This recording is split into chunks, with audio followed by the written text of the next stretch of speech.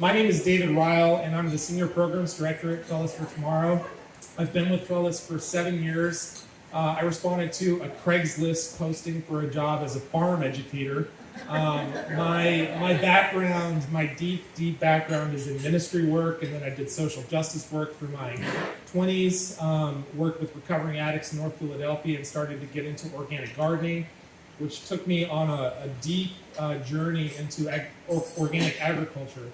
And that ad posting brought me to be a farm educator for Triskelis 5 weeks every summer, and it was one of the most significant life-changing moments of my life to start doing that work, because I had an opportunity to work with some really incredible young people and talk about this connection between how do we treat ourselves, how do we treat our bodies, how do we treat one another, and how do we understand the relationship that we have with the land and where our food comes from. It was such an interesting intersection for me, but over the last 7 years, I've seen time and time again the kind of change that can happen when a village comes together and says, we can do better than this. We can do better by ourselves, we can do better by our young people, we can do better by the land, we can do better by our community.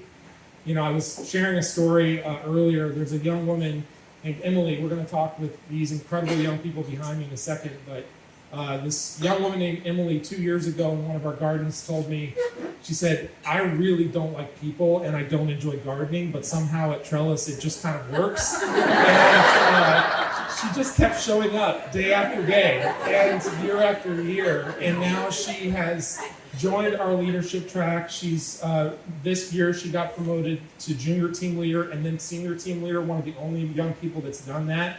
And now she is actively inspiring and pulling other young people out of their shells, out of their own experience, and challenging them to rethink their relationship with one another and with the land. And I just think that's so incredible. So before I even start to introduce these young people behind me, I just would like to invite you to give them a really warm round of applause. It's not the last time I'm going to do it.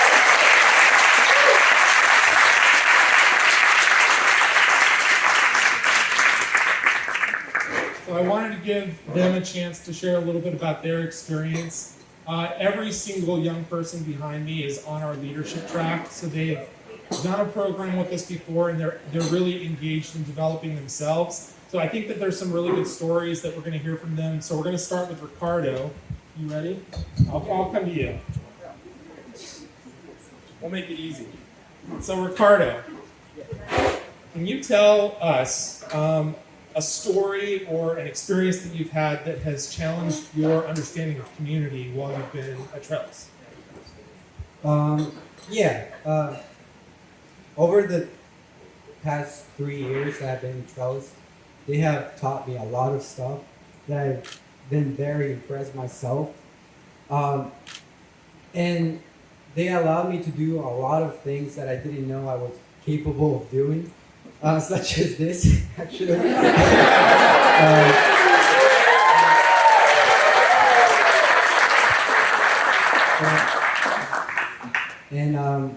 One of those things, of course, is being connected and being part and knowing the importance of being part of the community. And especially the year that that I joined, which was the pandemic year. I think it was more crucial than ever to be part of the community, because, you know, if you weren't part of something, it was very hard to pass those times. And so one of the most valuable memories that I have right now with Trellis was the one year that we had a huge pile of soil that we had to move from the parking lot to our garden, and so we created a team that we call the Dream Team, and it was like 4 people that I never knew in my life, and we created such a great connection with one another that I never had with any of my friends, like, since that day. So basically, we set ourselves a challenge that we had to fill the wheelbarrow in the shortest amount of time possible. And we did it in 7 seconds, which was just, yeah. It was a record. Yeah, it was a record. And we challenged David to beat it, but he couldn't. I don't know. Yeah. Fake news, fake news. I don't know. Yeah, we have witnesses there. Yeah, so that whole story taught me how good it felt to be part of a community, and not only because we were just filling up a wheelbarrow and dumping it on the other side, but that whole process allowed us to create many garden beds, which we later used to grow crops and food for the community.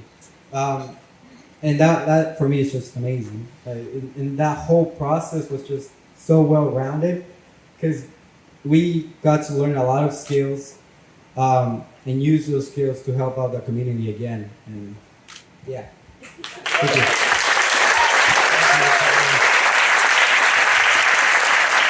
We see this over and over and over. There are, this last year we had 4 gardens that were completely run by our youth participants, including our incredible program staff, who I want to recognize if we have time afterwards. But these youth gardens are feeding the communities that they live in. And a few years ago, before the pandemic, we were fortunate to kind of flip the script on our model. What if instead of bringing these kids out of their community to these farms, what if we took the farm into the communities? And we started doing that in 2018, and fortunately it enabled us to do incredible things even through the pandemic that have magnified our impact in the communities that we serve. Kenyatta has been with us from the beginning.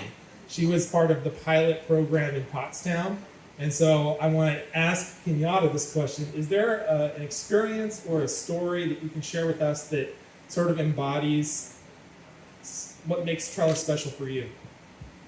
Yes, of course.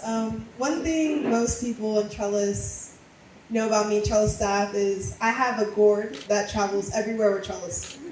At the beginning of my time in the program, which is 2018, like David said, we had these gourds that we painted as an art project. And I painted it, it was Lorax themed, still iconic to this day. And it's pretty much everywhere. It's also at the Hart Building, I think, as of now. And every time I see it, I'm like, I painted that when I was 13 years old in this program. And it really means a lot because that gourd is a symbol of where I started with Trellis and how I continue to grow with Trellis. So every time somebody sees that gourd, I'm like, I painted that gourd and I grew within this program, and Trellis kind of put a canvas out for me to paint that gourd and to continue to allow other kids continue the way that was. And I also continued that leadership skill that I have with continuing to have these kids come out like, you can paint a gourd like I did. You can go out and help everybody else and continue to be that mentor to other people.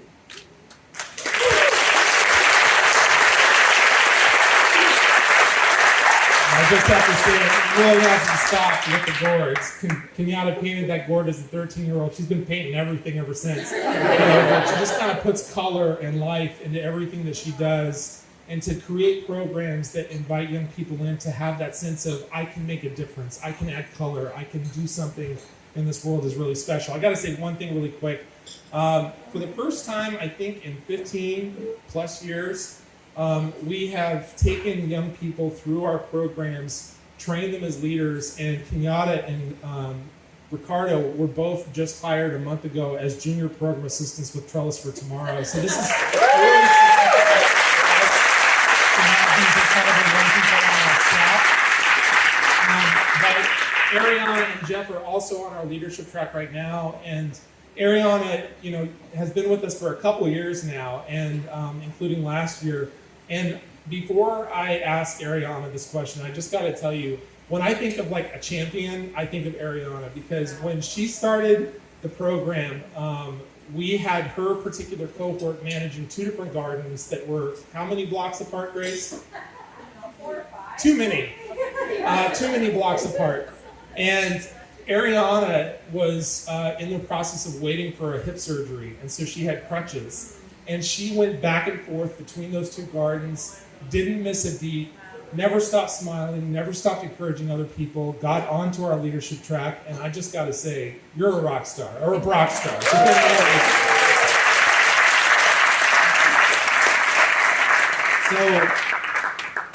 I'm going to ask you to set something up for me. So what is, for you, what would you say is something that's like particularly fun about your experience with Trellis? Yeah, so we have in Trellis, we have a lot of different fun games that we play that teach us a lot of different lessons. One game that we played was the tarp game. So how you play, there was Megan and Grace held up a tarp and there was 2 groups on each side. And then each group would stand up one person in front of the tarp and then they would drop the tarp and then the first person to say the other person's name on the other side would win. And then the loser would go to the other side. It was really fun, and it taught me a lot of different skills that I know now. It helped us learn each other's names while also having fun. But it also taught me, Trellis has taught me a lot of different leadership skills like time management and a lot of other skills that I know now. Thank you.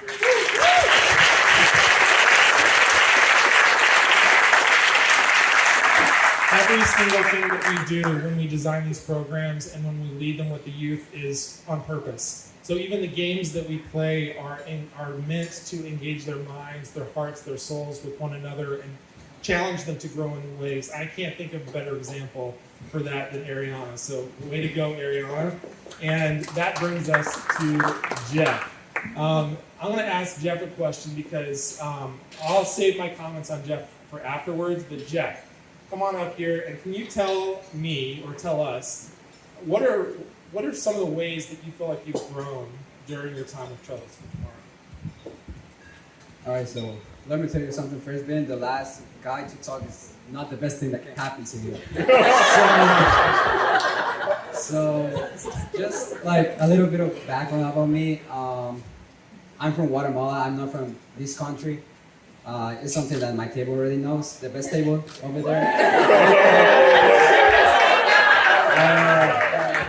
So I get here like 3 years ago, and Trellis it was like I would say like kind of my first job that I had, and like the first year like I was like a kid, like the one that always be in the corner that didn't talk at all, like the shy one that didn't want to participate and all that stuff, and it's because I didn't speak like any English at all.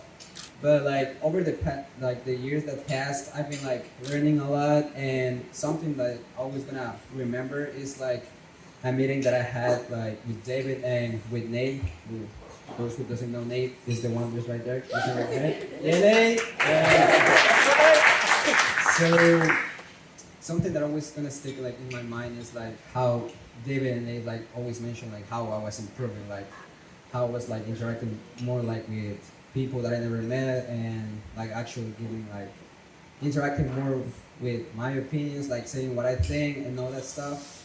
So I've been like learning a lot. Like something that Trellis have been giving me is like being more confident about myself and like stop caring like about what other people think. I was so afraid of how my English is gonna sound or like that people are gonna think about me. And so this past summer is like one of the greatest summer that I ever had because like I just stepped out of my comfort zone and I just became like a great leader.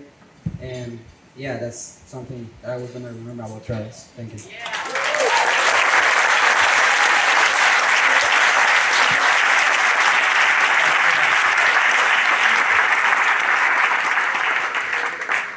Giving these young people just the space to be safe together, to develop relationships with each other, to develop leadership skills, to think about the relationship with the world, and to develop a sense of agency over their own lives and their place in the world is something that Trellis really believes deeply in. and we're seeing it happen not just with these four. These four are 4 of 11 that are currently on our leadership track. I think we've got something like 15 that are trying to get on in 2023. So those numbers are going to blow up. I don't know what we're going to do with all of those leaders, but they recently voted. They meet every so often, and they recently voted to meet on a monthly basis, to meet in person on a quarterly basis, and they are making significant decisions about the direction of the program moving forward. So we're increasingly taking steps towards our programs being more youth-led and youth-governed, which we're very excited about. So don't be surprised if you hear some news about youth coming on to our board of directors in the near future, or taking more serious positions within Trellis for Tomorrow. Just want to take a second and acknowledge our program staff, Grace, Luke, Nate, Allie. Could you please stand up and support us?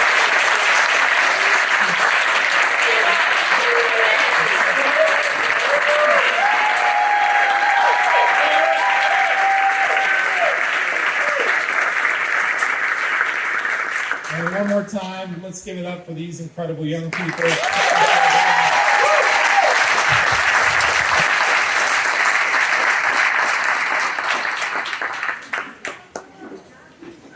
That's all.